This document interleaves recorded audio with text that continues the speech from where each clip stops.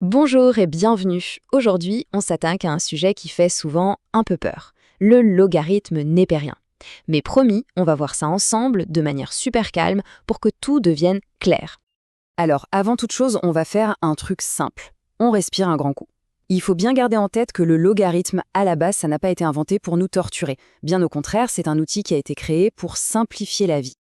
Et pour vraiment s'en convaincre, le mieux, c'est de commencer par un petit retour en arrière. Pas de panique, c'est juste pour comprendre d'où ça sort.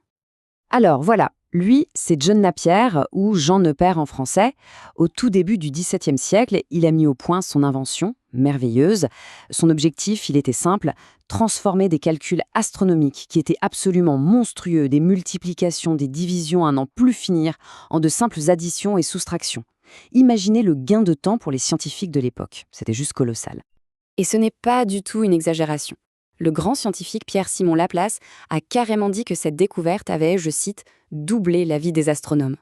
C'est pour dire à quel point cet outil a été une révolution. Donc il faut vraiment voir le logarithme comme un super pouvoir mathématique et pas du tout comme un ennemi. D'accord, maintenant qu'on est un peu plus rassuré sur ses intentions, on va plonger dans le cœur du sujet. C'est quoi concrètement le logarithme népérien? Et surtout, quels sont ses fameux pouvoirs? Bon, la définition peut paraître un peu abstraite, mais en fait elle est très directe. Le logarithme népérien de x, qu'on note ln de x, il répond à une question toute simple. À quelle puissance je dois élever le nombre e pour obtenir x? C'est tout. C'est juste l'opération inverse de la fonction exponentielle, qu'on connaît souvent un peu mieux. Et ce graphique, ils illustrent ça à la perfection. Regardez, la courbe du logarithme et celle de l'exponentielle, elles sont le miroir l'une de l'autre. Si on pouvait plier la feuille le long de la droite y égale x, eh bien les deux courbes se superposeraient exactement. C'est vraiment la signature visuelle de deux fonctions qui sont inverses l'une de l'autre. Et voici les fameux super-pouvoirs qui le rendent si pratique. D'abord, il transforme les multiplications en addition. Ensuite, les divisions en soustraction. Mais surtout, et c'est vraiment celui qu'on utilise tout le temps, il permet de faire descendre les puissances. Et ces dernières propriétés, croyez-moi, elle est juste incroyablement utile pour résoudre des équations. Allez, à cette théorie, on passe à la pratique. On va voir comment utiliser ces pouvoirs avec un exemple typique, le genre de truc qu'on retrouve très souvent dans les exercices. Voilà le problème. On doit résoudre l'inéquation 0,8 puissance n est inférieur ou égal à 0,1 dixième. La grosse difficulté ici, c'est que notre inconnue, le n, elle est coincée en exposant. Et c'est justement là que le logarithme va rentrer en scène pour tout débloquer. Ok, on y va étape par étape. Étape 1, on applique la fonction logarithme des deux côtés. Comme la fonction est croissante, pas de souci, on garde le sens de l'inégalité. Étape 2, on utilise le super pouvoir qu'on vient de voir pour faire descendre le n. On se retrouve avec n multiplié par ln de 0,8. Étape 3, là on se dit « super, il n'y a plus qu'à diviser pour isoler n ». Ça a l'air simple, non? Mais attention, c'est précisément là que se cache un piège redoutable. Ce qui nous amène tout droit à une section essentielle. On va regarder ensemble, calmement et sans jugement, les pièges à éviter pour ne plus jamais se faire avoir.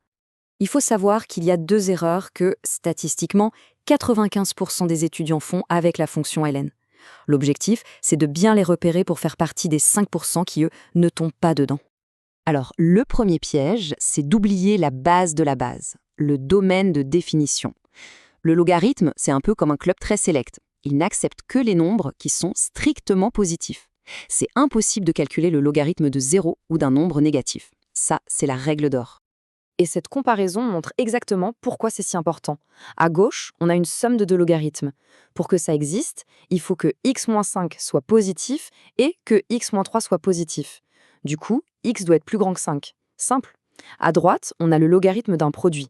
Là, il faut juste que le résultat de x-5 fois x-3 soit positif. Et là, le domaine de définition est beaucoup, beaucoup plus grand. Ce ne sont donc pas du tout les mêmes expressions. Le réflexe à avoir, c'est toujours « on commence par le domaine ». Et voilà le deuxième piège, celui qu'on a justement croisé dans notre exemple, le piège de la division par un logarithme négatif. Il est subtil et c'est pour ça que tant de monde se fait avoir.